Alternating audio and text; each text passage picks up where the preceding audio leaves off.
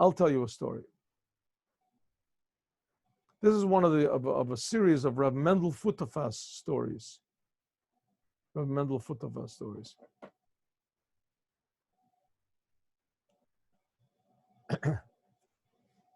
Rabbi Mendel Futerfas, he was a well-known person. I showed you his picture before. I think I had it over here. Where was it? Well-known Chabad Chassid. Here's a picture of him. Well-known. You've probably seen him before. There it is, Rabbi Mendel Futerfas. Oh, a blessed memory. It's hard to believe, but he passed away already, I guess, 25, 26 years ago. Hard to believe. Anyway, so I knew him very well. I learned with him for a while. We learned to look at this. Anyway.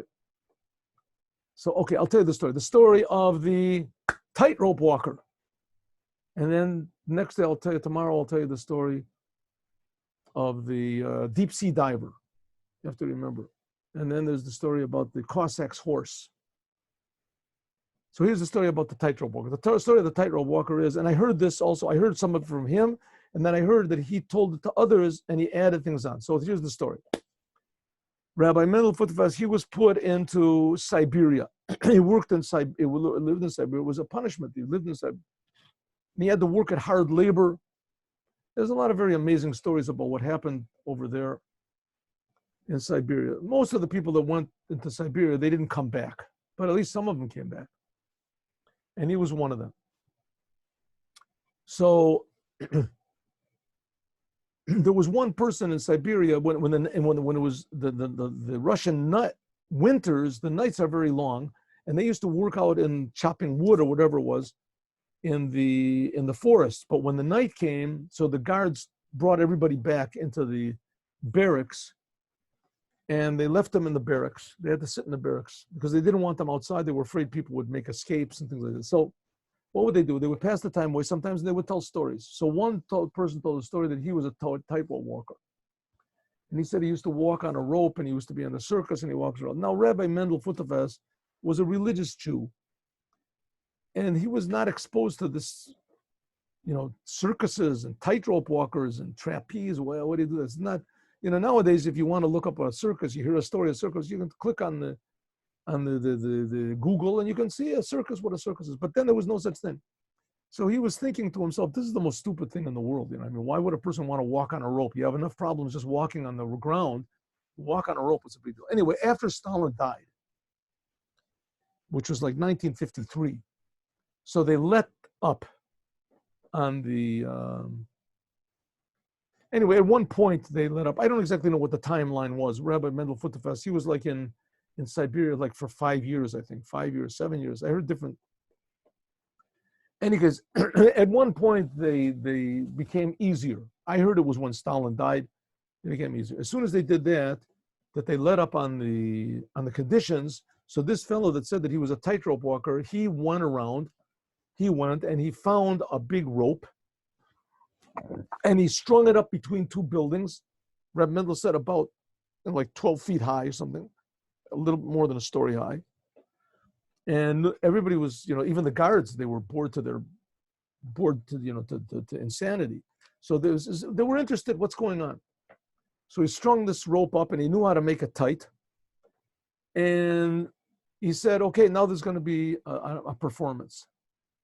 So Reb Mendel, he told Reb Mendel, when he would tell the story about how great a tightrope was, he saw in Reb Mendel's face that Reb Mendel did not believe him.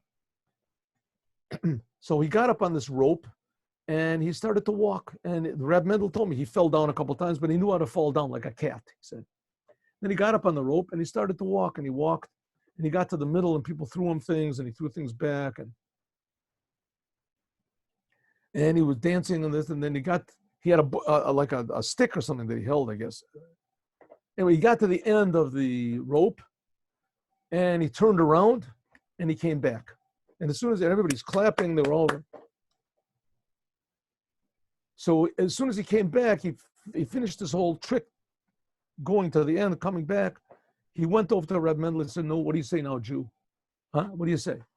So Reb Mendel said, I have to admit, it was pretty impressive. You know, it was really impressive, and you did a really great job.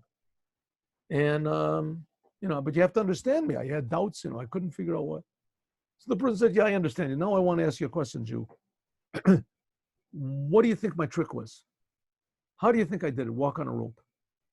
So Reb Mendel said, I'll tell you the truth. All the time that you were on the rope, that's what I was thinking. How does he do it?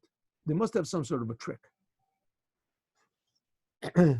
So I don't know what it was, but one thing I did notice was that when you got to the end and you turned around, I saw there was fear in your eyes, that you were afraid. All the other times you were smiling, I saw you were afraid. So this fellow said, I see you're really clever. He said, that's the trick. The trick is that when I'm on the rope, I don't look where I am, and I don't look where I'm afraid to fall. I look generally, but mainly my focus is on the goal, on the end of the rope. Everything is in my sight, peripheral vision. Everything is on my sight. I see the whole thing, but the main thing I'm really concentrating on is the end goal of the rope. And when I get to the end, so then I can't see the goal anymore. I have to turn around. There's 1 second there when I turn around to find a new goal that it's very scary. That's when I don't have the goal anymore. And that's my secret. So Reb Mendel said, this I heard from Yosef Yitzchak Karevich, that he heard the story. That's the end of how I heard the story. Right? You have to have a goal in life, and if you have a goal in life, just look generally. Don't look so much at where you are, but mostly at your goal. You have to have a general look at. Good point. But he told me that there's an addition to the story, that Reb Mendel said that this tightrope walker saved his life.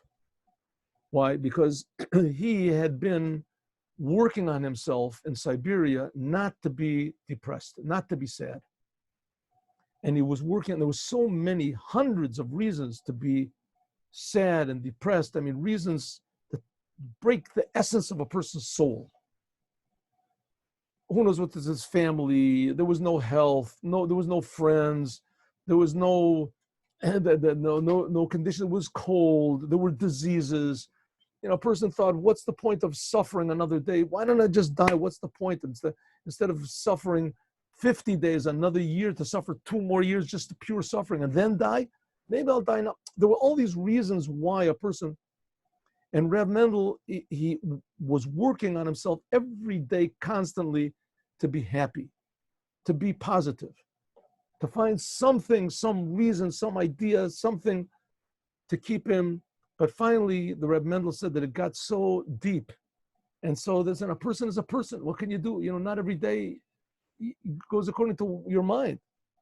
Things come up. He said that he just gave up. He said that he had given up. He said, when this person said to him, when you reach the end of the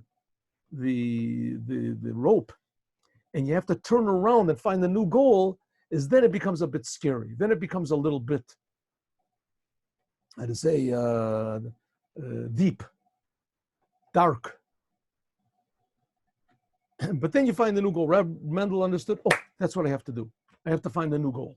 Now is the time I reach the end of my powers, of my ideas. I have to find something new.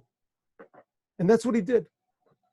And that's how we got out. And that should be with us, that every day it should be brand new goal.